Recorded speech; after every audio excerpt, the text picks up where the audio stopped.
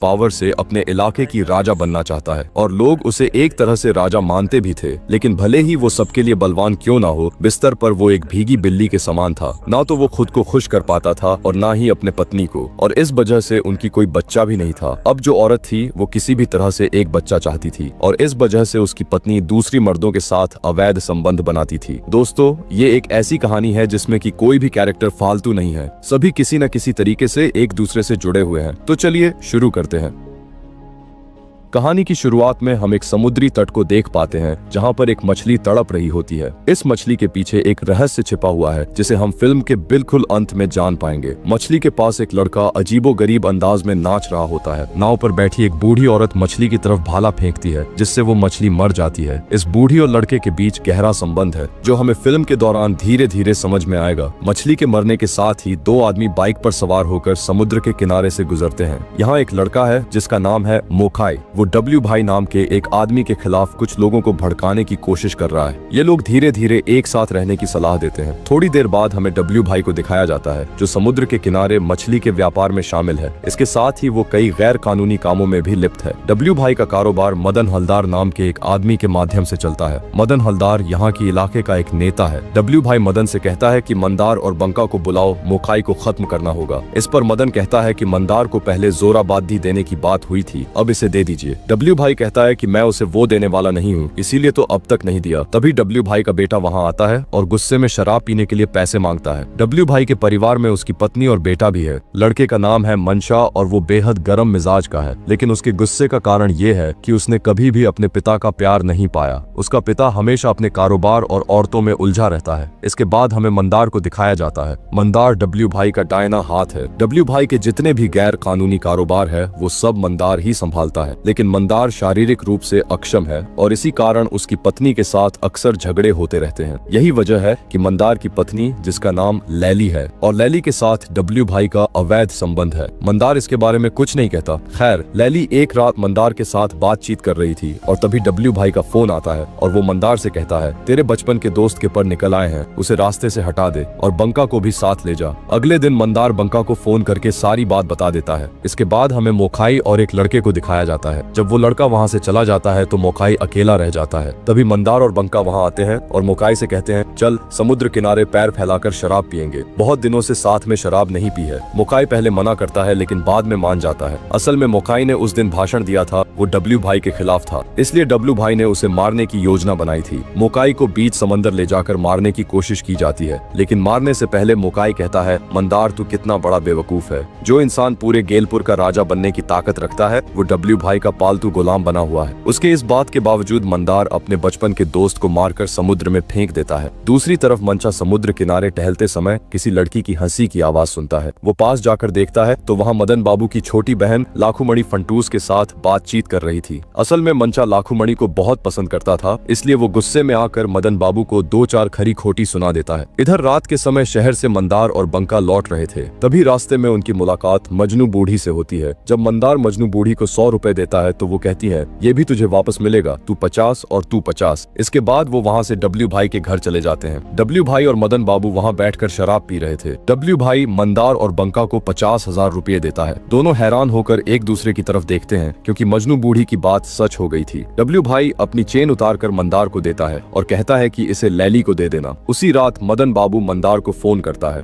और कहता है कि कुछ दिनों के लिए सुताहाटी नाम की जगह पर छिप कर रहो। मदन बाबू मंदार को सुताहाटी में छिप कर रहने की सलाह देता है क्योंकि गेलपुर में एक नया ऑफिसर आ गया है। ये पुलिस अधिकारी मोकाई की हत्या के मामले में मंदार को गिरफ्तार ना कर ले, इसलिए उसे छिप कर रहने को कहा जाता है। दूसरी ओर मोकाई का कहीं कोई पता नहीं चल रहा है, लेकिन जब उसकी साइकिल मिलती है तो पुलिस को तुरंत जानकारी दी जाती है। नया अधिकारी जिसका नाम मुकद्दर बैनर्जी है वो इस मामले की जांच के लिए आता है। ये अधिकारी एक अजीब किस्म का इंसान है जिसे पैसों का कोई लालच नहीं है, लेकिन उसकी कमजोरी सिर्फ औरतें हैं। इसके बाद हम मोकाई की लाश को समुद्र किनारे पड़े हुए देख पाते हैं। यहाँ मजनू बूढ़ी का बेटा समुद्र में गोता लगाकर मोकाई की साइकिल की चाबी ढूंढ निकालता है। उधर मंदार एक बुरा सपना देखकर जाग जाता है। दूसरी ओर जोरा फेरी में लोग आंदोलन कर रहे हैं। उनके आंदोलन का मुख्य मुद्दा मोकाई की हत्या की उचित जांच कराना है। डब्ल्यू भाई के मछली के के कारोबार में सबसे बड़ा जोड़ा फेरी केंद्र है। इसी जोड़ा फेरी में वो नया पुलिस ऑफिसर मुकद्दर और मदन बाबू बैठकर बातचीत कर रहे होते हैं। तभी वहाँ मंशा आता है और लोगों के साथ झगड़ा शुरू कर देता है। मंशा उन पर हाथ उठाने लगता है, लेकिन मदन बाबू आकर उसे शांत करता है। इसी बीच सुताहाटी के एक दुकान में मंदार खाना खा रहा होता है। तभी उसकी नजर एक पोस्टर पर पड़ती है जिसमें एक कबीराज हर्बल डॉक्टर का नंबर लिखा होता है। मंदार छुपते छुपाते उस पोस्टर को निकाल लेता है क्योंकि वो अपनी शारीरिक समस्या का समाधान चाहता है। दूसरी ओर मंशा डब्ल्यू भाई के पास आकर कहता है, मैं कारोबार संभालूंगा, तुमने बंका और मदन को सिर पर चढ़ा रखा है, इसीलिए वो जब चाहे तब मेरा अपमान करते हैं। यहाँ डब्ल्यू भाई गुस्से से अपने बेटे मंशा को वहाँ से भगा देता है। इसके बाद डब्ल्यू भाई जोड़ा फेरी पहुँचता है और फंटूस को जोड़ा फेरी की जिम्मेदारी सौंप देता है। फंटूस तुरंत बंका को फोन करके ये बात बताता है और बंका ये खबर मंदार को देता है, जिसे सुनकर मंदार नाराज हो जाता है क्योंकि उसे उम्मीद थी कि जोड़ा फेरी की जिम्मेदारी उसे मिलेगा। उधर डब्ल्यू भाई घर लौटकर लैली के साथ फोन पर बात कर रहा होता है। तभी उसकी पत्नी ये बात सुन लेती है। डब्ल्यू भाई की पत्नी पहले से जानती थी कि उसकी और उसकी पति डब्ल्यू भाई के रिश्ते अच्छे नहीं चल रहे थे और इस पर वो कुछ कह भी नहीं सकती थी। इसके बाद हमें रात की सीन दिखाया जाता है जहाँ पर डब्ल्यू भाई और लैली इंटीमेट हो रहे होते हैं। यहाँ लैली डब्ल्यू भाई से एक बच्चा मांगती है, लेकिन डब्ल्यू भाई इस पर मना कर देता है। वो कहता है कि मैं तुझे सब कुछ दे सकता हूँ, बस बच्चा नहीं दे सकता क्योंकि मेरी भी फैमिली है। थोड़ी देर बाद लैली मंदार को फोन करती है और उसे डॉक्टर से मिलने के लिए कहती है। अगले दिन मंदार उस पोस्टर में दिए गए पते पर डॉक्टर से मिलने जाता है। इसी बीच डब्ल्यू भाई की पत्नी लैली के पास आती है और उसे बहुत खरी खोटी सुनाकर वहाँ से चली जाती है। जब डब्ल्यू भाई की पत्नी चली जाती है तो मंदार लैली को फोन करके बताता है कि डॉक्टर ने उसे दवाइयाँ दी हैं। लैली मंदार से कहती है, अगर मैं कहूँ कि किसी को मार डाल तो क्या तू मार पाएगा? मंदार पूछता है, क्यों, क्या हुआ? लैली कहती है, तू कब आएगा? मंदार जवाब देता है, कल सुबह आ जाऊंगा। इसके बाद हमें मजनू बूढ़ी के लड़के को दिखाया जाता है जो उसे बताती है कि राजा लौट रहा है। मजनू बूढ़ी पेड़ से उतरकर कहती है, लौटने दे राजा को। इधर मंदार घर वापस लौट चुका होता है और इस बार वो लैली के साथ शारीरिक संबंध बनाता है। लैली उसे कहती है, तू राजा बनेगा, डब्ल्यू भाई का दर खत्म हो चुका है, अगर तू मेरी बात मानेगा तो मैं तुझे बच्चा दूंगी। अगले सीन में मदन बाबू मजनू बूढ़ी, फंटूस और लाखुमणि की कुछ व्यक्तिगत वीडियो मंदार को भेजता है और कहता है कि मौके की हत्या के मामले को चुनाव से पहले सभी को बता देगा। वो ये भी कहता है कि अगर लोग जान जाएंगे कि मौके को किसने मारा तो कोई भी मदन बाबू को वोट नहीं देगा। मदन बाबू डब्ल्यू भाई से कहता है, मंशा को कुछ दिनों के लिए नए इलाके में भेज दो, जिस पर डब्ल्यू भाई मंदार और बंका को बुलाता है क्योंकि मंशा डब्ल्यू भाई की बात नहीं मानता। डब्ल्यू भाई अपनी पत्नी से कहता है कि वो मंशा को राजी कराए। इसी बीच लैली और मंदार एकांत में समय बिता रहे होते हैं। तभी बंका आता है और मंदार को बुलाता है। लैली बंका को अंदर आने के लिए कहती है, लेकिन बंका की नजर लैली पर जाती है जो कि सिर्फ पेटीकोट पहनी हुई थी। यहाँ लैली बंका को भी अपने प्यार में गिराने के लिए लुभाती है, लेकिन बंका अपनी सर नीचे कर लेता है। फिर दोनों जब डब्ल्यू भाई के घर पहुँचते हैं तो डब्ल्यू भाई मंदार को जिम्मेदारी सौंपता है कि वो मंशा को सुताहाटी के घर तक पहुँचाए। डब्ल्यू भाई के कहने पर रात को मंदार और मंशा बाइक से निकल पड़ते हैं और रास्ते में एक दुकान से शराब खरीदते हैं। वहाँ मंदार की मुलाकात मुकद्दर बैनर्जी से होता है और दोनों के बीच कुछ बातचीत होती है। इसी बीच लैली अपने घर को मोमबत्तियों से बहुत सुंदर तरीके से सजाती है। वहीं बंका लैली के बारे में सोचता रहता है। दूसरी ओर डब्ल्यू भाई लैली के पास आता है और कहता है, क्या बात है, आज तूने खुद मुझे बुलाया? लैली जवाब देती है, आज ही बुलाया, आगे से नहीं बुलाऊंगी। मंदार और मंशा फिर सुताहाटी के घर पहुंचते हैं जहां काम वाले की तबीयत खराब थी, इसीलिए मंदार और मंशा उसे घर भेज देते हैं। जब मंशा अपने पिता से बात करने बाहर जाता है, मंदार उसकी शराब की बोतल में बेहोशी की दवा मिला देता है और थोड़ी देर बाद मंशा जब उस शराब को पीता है तो वो बेहोश हो जाता है। इस बीच मंदार बैग लेकर अपने घर की ओर निकल पड़ता है। रास्ते में उसे अपने बचपन के दोस्त मोखाई की याद आती है और वो सोचता है कि उसकी शादी में उसने कितनी मस्ती की थी। उसे ये भी याद आता है कि शुरुआत से ही डब्ल्यू भाई उसकी पत्नी पर बुरी नजर डाल रहा था। गेलपुर आते समय मंदार समुद्र के पास एक साइकिल पर चढ़कर अपने घर की ओर जा रहा होता है। तभी समुद्र के किनारे मुकद्दर बनर्जी एक लड़की के साथ इंटीमेट हो रहा होता है। रास्ते में जब मंदार मजनू बूढ़ी के पास से गुजर रहा होता है तो उसकी मुलाकात मजनू बूढ़ी से हो गई। उधर मंदार के घर में डब्ल्यू भाई बेड पर सो रहा था। जब मंदार घर आता है तो वो डब्ल्यू भाई को उसके बीबी के साथ देख लेता है, जिसे देखकर वो गुस्सा हो जाता है और डब्ल्यू भाई को जान से मार देता है। बाहर डब्ल्यू भाई का ड्राइवर इंतजार कर रहा था। इस बीच डब्ल्यू भाई की पत्नी का फोन आता है और जब वो घर के अंदर आता है तो वो देखता है कि डब्ल्यू भाई मर चुका है। ठीक उसी समय मंदार पीछे से उसका मुंह दबाकर एक गोली चला देता है और ये सीन यहीं पर कट हो जाता है। अगले सीन में डब्ल्यू भाई का डेड बॉडी समुद्र के किनारे पड़ा होता है। सभी लोग वहाँ इकट्ठा हो जाते हैं और लैली भी दौड़ते हुए वहाँ पहुँचती है। वहाँ पर इंस्पेक्टर मुकद्दर बैनर्जी भी होता है। यहाँ लैली उसे देखती है और उसकी बाहों में बेहोश होकर गिर जाती है। इंस्पेक्टर मुकद्दर उसे संभालती है और उसकी प्राइवेट पार्ट्स को ताड़ने लगता है। इधर बंका फंटूस को बाहर भेज देता है क्योंकि उसे जोड़ा फेरी की जिम्मेदारी दी गई है। बंका को डर है कि मंदार कहीं उसे भी ना मार दे। डब्ल्यू भाई की पत्नी मदन से कहती है है कि मेरे मंशा को इस इलाके में मत आने देना, क्योंकि वो उग्र स्वभाव का था और चुनाव से पहले वो कोई परेशानी ना खड़ी कर दे, इसलिए उसे दूर रखा गया है। जब मदन मंशा को कॉल करता है तो मंशा की होश वापस आ जाती है। असल में मंदार ने मंशा की शराब में बेहोशी की दवा मिला दी थी ताकि अगर वो घर से बाहर जाए तो भी वो कोई प्रतिरोध ना कर पाए। मंदार ने मंशा को फिर से उस घर में जाकर सोने के लिए कहा।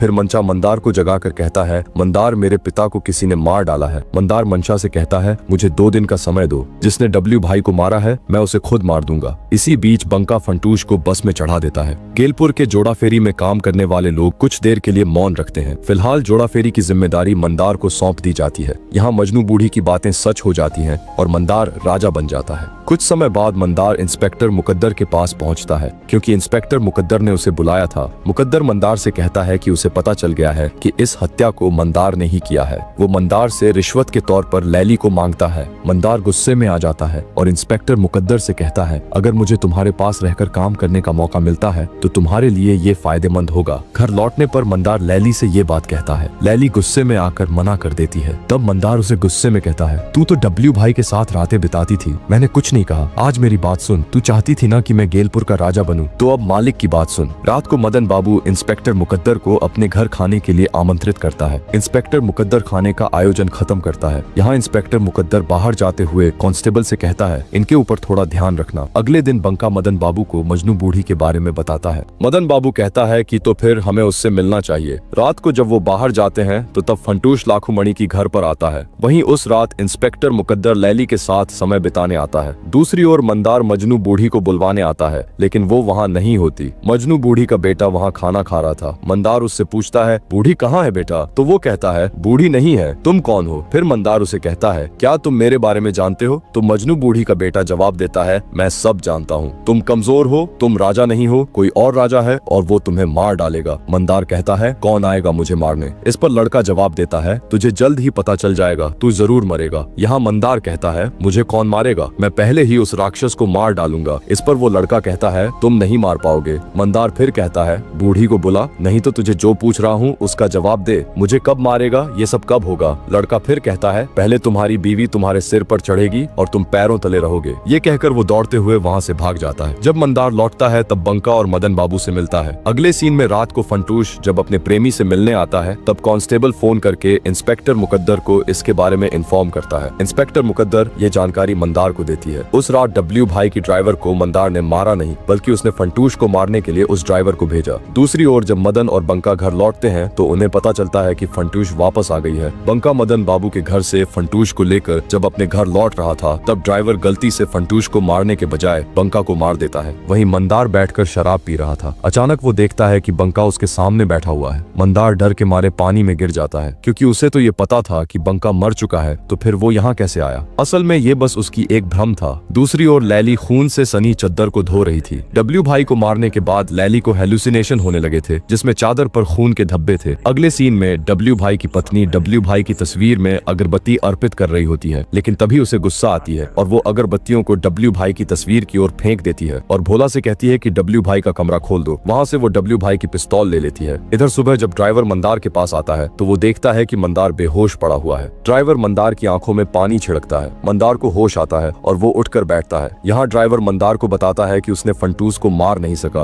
उसके लिए वो मंदार से बहुत माफी मांगता है, लेकिन मंदार ड्राइवर की कोई बात नहीं सुनता और उसके पेट में बोतल तोड़कर घुसा देता है, जिससे उसकी वहीं पर मौत हो जाता है। दूसरी ओर मदन और फंटूश मंशा के घर आते हैं। घर के नौकर उन्हें सब बता देते हैं कि उस दिन मंदार की बातें सुनकर वो घर गया था। ये सुनकर वो रोने लगते हैं और सब समझ जाते हैं कि मंदार ने ही डब्ल्यू भाई को मारा था। मंदार घर लौटता है और देखता है कि लैली वही चादर धो रही है जिस चादर में उसने डब्ल्यू भाई को मारा था। मंदार पूछता है क्या हुआ, तो लैली फिर से उस चादर को धोने लगती है और मंदार उसे डांटते हुए कहता है, क्या हुआ, पागल हो गई हो क्या? लैली डरते हुए कहती है, चादर में डब्ल्यू भाई का खून का दाग नहीं जा रहा है रे। इस पर मंदार लैली को गले लगा लेता है। दूसरी ओर हमें मजनू बूढ़ी को दिखाई जाती है जो उसकी बेटे को मार रही है, क्योंकि उसने मंदार को राक्षस के बारे में बता दिया था। जब लड़का वहाँ से चला जाता है तो मजनू बुढ़िया कहती है कि इंसान से दूर रहना चाहिए। कब इंसान को खा जाए कौन जानता है। सभी इंसानों को भूख का ही दोष है। मूर्ख इंसान राक्षस होते हैं। दूसरी ओर मंदार अपनी पत्नी से बात करता है और कहता है, आज मुझे मटन खाना है, जल्दी से लाओ और बहुत सारा लाओ, कबाब बनाकर खाएंगे, एकदम बढ़िया सा बनाना। इस पर लैली कहती है कि खाना अगर बढ़िया ना बना तो क्या करोगी, गोली मार दोगे? यहाँ मंदार उसे गले लगा लेता है। तभी लैली कल्पना करती है कि डब्ल्यू भाई बिस्तर पर बैठा हुआ लैली को देख रहा है और वहीं मंदार भी कल्पना कर रहा होता है कि बंका भी उसे देख रहा है। इसके बाद लैली मटन लेने चली जाती है, जबकि डब्ल्यू भाई की पत्नी लैली को मरने पिस्तौल के साथ मंदार के घर आती है, जहाँ पर वो मंदार को देखती है और उसे मरने के लिए पिस्तौल निकालती है, लेकिन मंदार उसको पकड़ लेता है और उसके साथ जबरदस्ती करता है। इतने दिनों तक डब्ल्यू भाई ने मंदार की पत्नी के साथ मजे लिए थे और अब मंदार उसकी बदला लेता है उसके पत्नी के साथ जबरदस्ती करके। यहाँ मजनू बूढ़ी का लड़का ये देख लेता है और जोर जोर से हंसने लगती है। मंदार उसे भगाने के लिए उठता है और देखता है कि लैली उसके पीछे खड़ी है। दूसरी ओर मदन बाबू की बहन इंस्पेक्टर मुकद्दर को 2 बजे आने के लिए कहती है। घर पर कोई नहीं है, इसलिए मंदार दोपहर का भोजन करती है और सो जाती है। लैली काम खत्म करती है और वो चादर लेती है जिस पर डब्ल्यू भाई की खून लगी हुई थी। इधर मंदार अपने सपनों में मरे हुए लोगों को देखती है, जिससे उसकी नींद टूट जाता है। वो लैली को खोजने के लिए उठता है, लेकिन वो कहीं नहीं मिलती है। तभी उसे घर के बाहर एक लड़का दिखाई देता है जो उस पर हंस रहा था। मंदार को उसके ऊपर गुस्सा आता है और वो उसे मारने के लिए उसके पीछे जाता है। यहाँ वो लड़का मंदार को समुद्री तट पर ले जाता है, जहाँ पर मंदार देखती है कि नाव में एक लकड़ी पर लैली की लाश लटक रही है, जिसे देखकर मंदार की तो होश उड़ जाती है। दूसरी ओर इंस्पेक्टर मुकद्दर लाखूमणि के पास आता है। मुकद्दर कपड़े उतारकर शारीरिक संबंध बनाने के लिए रेडी हो ही रहा होता है कि तभी पीछे से मदन बाबू और फंटूश उसकी वीडियो बना लेते हैं। फिर उस वीडियो से मुकद्दर को ब्लैकमेल करते हैं और उसे मंदार को बुलाने के लिए कहता है। असल में मदन बाबू घर पर ही था और ये सब मदन बाबू और फंटूस का प्लान था। उन्होंने इंस्पेक्टर मुकद्दर को फंसा दिया। दूसरी ओर मंदार ने उस लड़के को पकड़ लिया और उससे पूछा, मुझे कौन मारेगा? लड़का ये सुनकर हंसी में झूमने लगा। गुस्से में आकर मंदार ने लड़के के गले में एक रस्सी डाल दी और उसे पेड़ से लटका दिया। तभी वहाँ मजनू बूढ़ी लकड़ी लेकर आती है और देखती है कि उसका बेटा रस्सी से लटका हुआ है और दूसरी ओर रस्सी पकड़कर खड़ा है मंदार। मजनू बुरी कहती है, उसे छोड़ दे, नहीं तो कल तेरा बुरा होगा। मंदार किसी की भी बात नहीं सुनता और वो लड़के को मार डालता है। मजनू बूढ़ी गुस्से में कहती है, तू इंसान नहीं, राक्षस है। दरअसल लड़के ने जो राक्षस की बात की थी वो मंदार को ही निशाना बनाकर कहा था। दूसरी ओर डब्ल्यू भाई की पत्नी से अपने शरीर को धो रही थी। तभी मंशा अपनी माँ की सफेद साड़ी लेने आती है ताकि उसी साड़ी से मंदार को मारा जा सके। उधर मंदार को जहाँ आने के लिए कहा गया था वहाँ वो जा रहा था। इंस्पेक्टर मुकद्दर भी वहाँ आता है। मजनू बूढ़ी एक भाला और उस लड़के की लाश लेकर चला जाता है। मंदार समुद्र के किनारे आता है और देखता है कि एक नाव पर 2 बच्चे बैठे हैं जिनके साथ लैली है। मंदार खुशी से उन्हें देखता है और लैली से बात करने लगता है। असल में वो लैली नहीं थी बल्कि लाखूमणि थी। मंदार लाखूमणि को देखकर लैली की कल्पना कर रहा था। ठीक तभी पीछे से फंटूश और मंशा आकर उसे मारने लगते हैं, लेकिन वो मंदार के साथ ज्यादा कुछ नहीं कर पा रहे थे। लेकिन तभी अचानक पीछे से कोई एक भाला फेंकता है जो कि मंदार के गले में घुस जाता है और उसे मार देता है, ठीक वैसे जैसे उसने डब्ल्यू भाई को मारा था। यहाँ आपको याद दिला दूं कि मंदार की मौत ठीक उसी तरह से होता है जैसा हमने फिल्म के शुरुआत में मछली को मरते हुए देखा था, और तब भी मजनू बूढ़ी ने भाला फेंकी थी और यहाँ भी मजनू बूढ़ी ने ही भाला फेंका। और इसी के साथ ये कहानी यहीं पर खत्म हो जाता है। तो दोस्तों, कैसी लगी आपको ये कहानी? उम्मीद करूंगा कि आपको ये कहानी पसंद आई होगी।